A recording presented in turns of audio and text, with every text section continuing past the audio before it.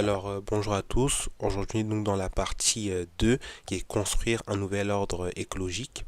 Alors, ce qu'on remarque, c'est que le changement climatique, il oblige aujourd'hui les États à coopérer. Et ça, c'est assez différent de la logique géopolitique qui veut que les États soient en compétition. Et c'est pourquoi aujourd'hui les États mettent en place deux formes de politique.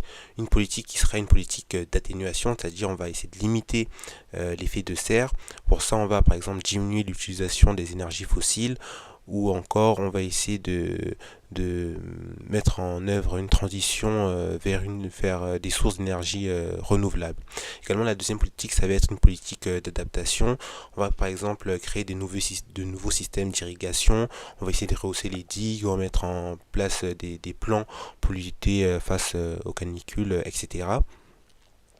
En tout cas, aujourd'hui, on distingue quatre axes principaux pour lutter face au changement climatique. Le premier axe serait avoir recours à l'écologie verte. Le deuxième axe serait changer de système économique. Et le troisième axe serait de développer l'État vert pour lutter face au changement climatique. Et le troisième axe serait de mettre en place une véritable gouvernance mondiale. Alors là maintenant on est donc dans la partie A qui est vers une économie verte. Alors le but de ce passage vers cette économie verte, ça va être de passer d'un capitalisme polluant à un capitalisme dit vert. Selon l'étude de la Banque de France, euh, pour pouvoir lutter face au changement climatique, il faudrait par exemple séquestrer le carbone, qui serait une solution technique, baisser le prix de l'énergie verte et augmenter le prix de l'énergie fossile, ou encore atteindre une meilleure efficacité énergétique. En 2021, selon Biden, il faudrait plutôt selon lui être plus innovant dans les technologies propres. Et pour ça, il faudrait développer le numérique ou encore développer de nouvelles technologies pour par exemple pouvoir produire plus de voitures à hydrogène. Également, il ne faut pas oublier le rôle des FTN, parce qu'aujourd'hui les États essayent de pousser les grandes FTN à se décarboner. Et en tout cas, ce que les États essayent vraiment aujourd'hui de mettre en place, c'est de développer une finance environnementale.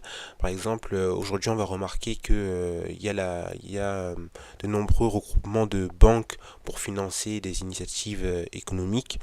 Par exemple, en septembre 2019, lors du sommet Action Climat des Nations Unies à New York, il va y avoir 11 grandes banques internationales comme la BNP Paribas, Citigroup ou encore Santander qui en fait se sont engagés à aligner leur portefeuille de prêts avec les objectifs de l'accord de Paris pour limiter le réchauffement climatique à moins de 2 degrés.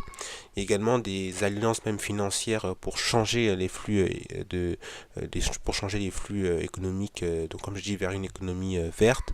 En 2021, il va y avoir la création du Net Zero Banking Alliance, qui est un groupe de banques mondiales de premier plan qui s'engage à aligner leurs activités de prêt, d'investissement et de marché de capitaux sur des émissions nettes de gaz à effet de serre nulles d'ici 2050. Et en 2023, avec la création de la COP28, cela a permis la création du fonds d'investissement Altera qui promeut des investissements donc basés sur euh, des énergies vertes. Aujourd'hui, il y a même le développement de ce qu'on appelle le marché du carbone, et cela c'est surtout mis en place dans l'Union européenne. Déjà en 2005, il y avait donc eu la création du système d'échange de quotas d'émissions qu'on appelle ETS, qui est le principal mécanisme pour réduire les émissions de gaz à effet de serre dans l'Union européenne. Et ce système il repose sur un principe de cap and trade, où les entreprises reçoivent ou achètent des quotas d'émissions puis peuvent les échanger. L'Union européenne met également en place des taxes carbone. Par exemple, en 2026, l'Union européenne prévoit d'introduire une taxe carbone aux frontières qui taxera les importations provenant de pays avec des régulations climatiques moins strictes, visant des secteurs comme l'acier, le ciment et l'aluminium.